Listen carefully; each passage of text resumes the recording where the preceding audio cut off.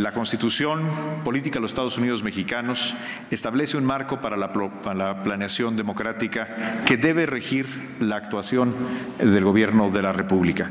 Para ello, se prevé que en los primeros 6 meses de una administración federal debe crearse un Plan Nacional de Desarrollo que parte no únicamente de las ideas y de la voluntad del Ejecutivo, sino de un amplio proceso de consulta ciudadana.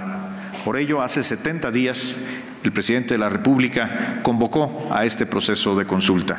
Hoy se lleva a cabo el último de los foros y tiene que ver con los temas de la economía, particularmente con alcanzar el objetivo que ha propuesto el presidente de los Estados Unidos Mexicanos a todos nosotros, que es el crear un México próspero.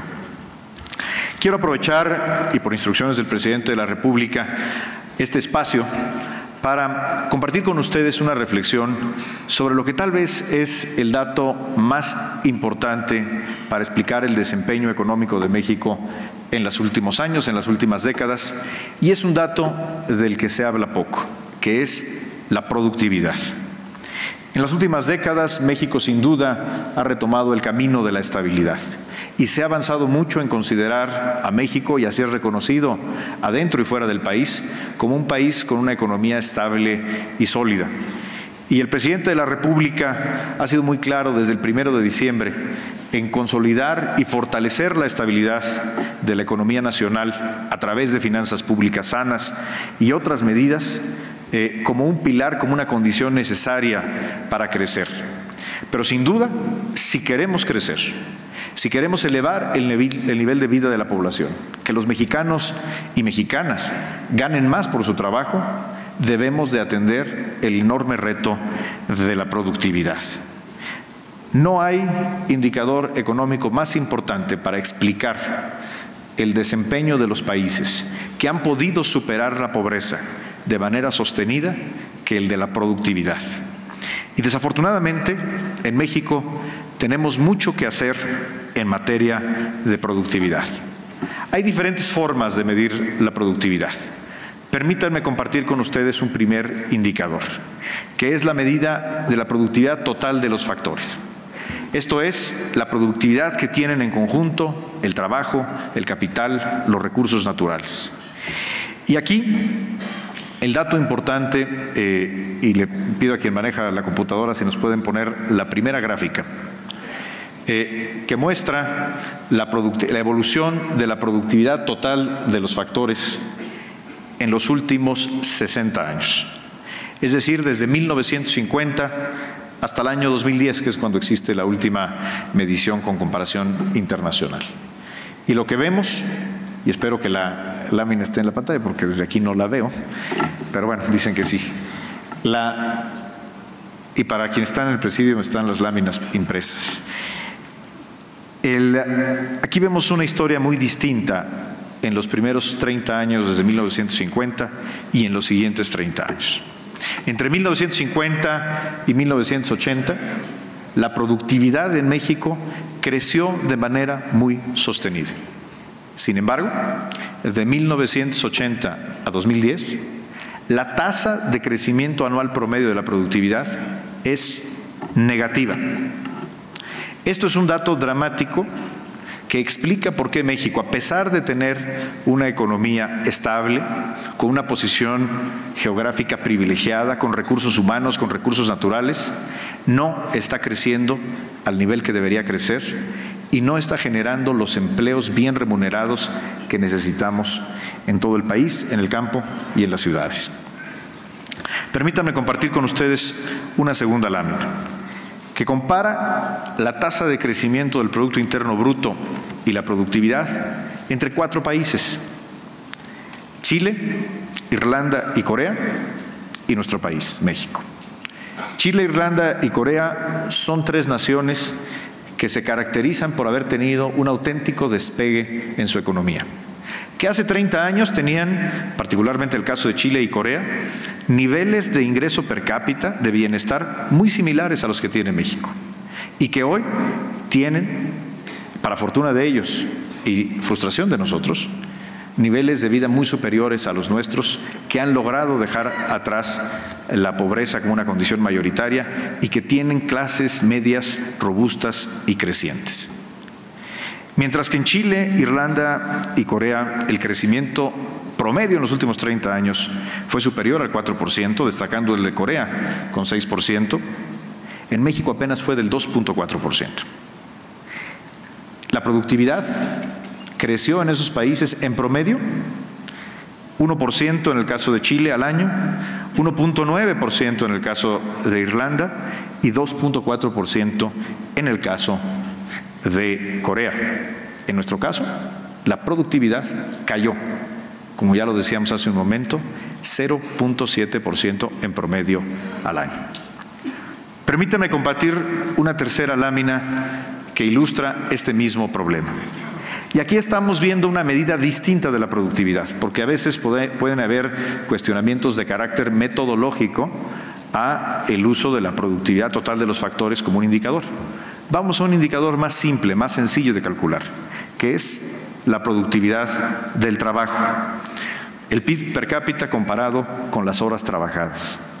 Y esta lámina que compara nos muestra el crecimiento promedio de la productividad del trabajo entre el año 1990 y 2010, los últimos 20 años. Y lo lamentable de esta gráfica, que tiene 20 países, es que México es el único país que en estos 20 años, en esta lámina hecha por el Banco Mundial y la OECD, muestra un crecimiento negativo de la productividad.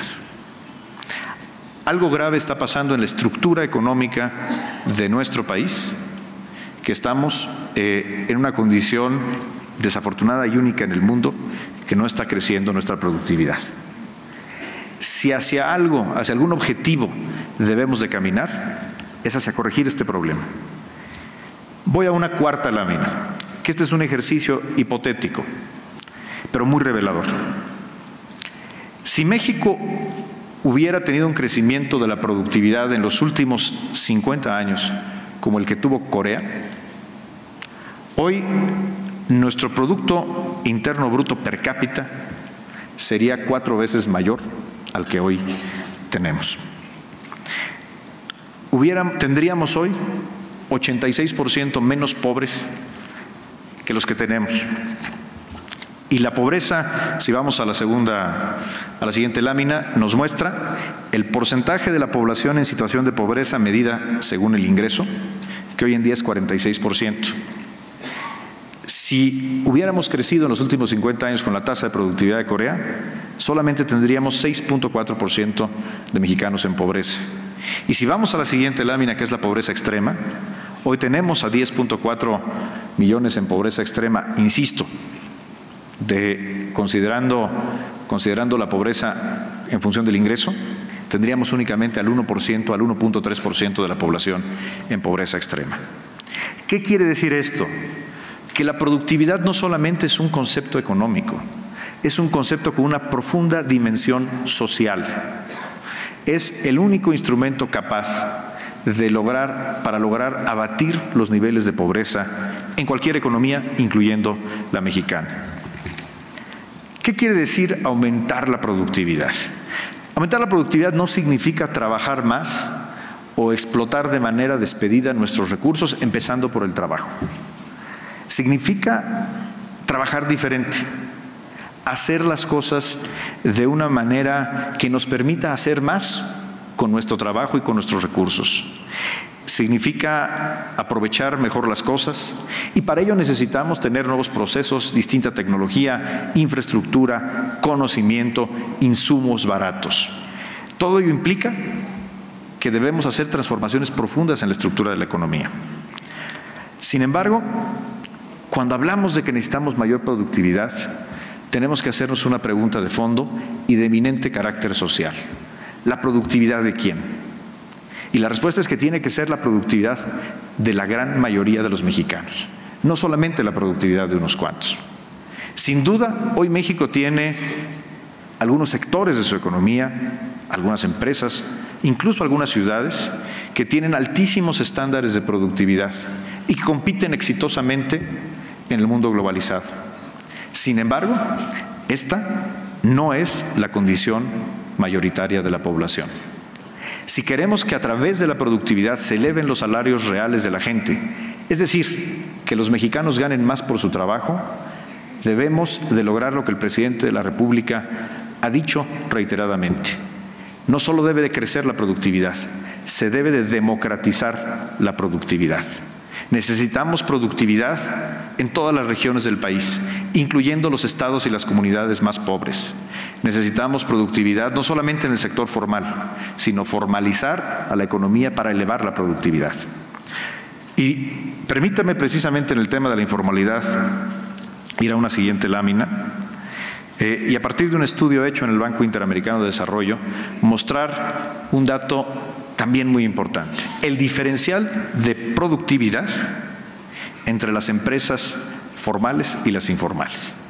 Según este estudio del Banco Interamericano de Desarrollo, la productividad en el sector informal es 45% más baja que en el sector formal. Y si tomamos en cuenta que 6 de cada 10 empleos en los últimos 10 años se crearon en la informalidad, ahí tenemos una razón clara de por qué tenemos baja productividad en México. La diferencia en productividad también la observamos a nivel regional. Existe una brecha muy significativa entre la productividad que existe, por ejemplo, entre el norte y el sur del país. Déjenme poner 2 ejemplos que pueden ilustrar qué significa esto de democratizar la productividad como un concepto para crecer y para combatir la pobreza y la desigualdad. Y son 2 ejemplos de la realidad, no son ejemplos hipotéticos. El primero, 2 parcelas agrícolas en el Valle de Culiacán, en las cuales se produce maíz. La tierra es similar y en ambos casos es tierra de riego. Sin embargo, una cuenta con infraestructura y tecnología adecuada, mientras que la otra no tiene tecnificación alguna. En la parcela tecnificada y con infraestructura, el rendimiento representó el año pasado casi 4 veces lo que produjo la parcela cercana que no tiene las condiciones adecuadas. En ambos casos, los productores agrícolas están trabajando con energía y con ahínco, sin embargo están produciendo mucho menos. Democratizar la productividad significa que todos los productores del campo tengan esas mismas condiciones. Déjenme ponerles otro ejemplo del Valle de México, comparando 2 tortillerías. Una tortillería que está en el oriente del Valle de México, que produce de manera tradicional, con tecnología y métodos de producción antiguos. Y otra tortillería en el sur de la Ciudad de México, que tiene máquinas nuevas, paneles solares y nuevas formas para tratamiento del agua. El costo de producción de las tortillas en la tortillería del sur de la Ciudad de México es 13% más bajo que en la tortillería que está en el oriente del Valle de México. Y sin embargo, ambas venden la tortilla al mismo precio. ¿Qué quiere decir esto? Que quienes están trabajando en una tortillería que tiene condiciones de productividad están ganando más por su trabajo. La agenda entonces para promover el crecimiento económico tiene que ser una agenda que eleve la productividad, pero la productividad para las grandes mayorías.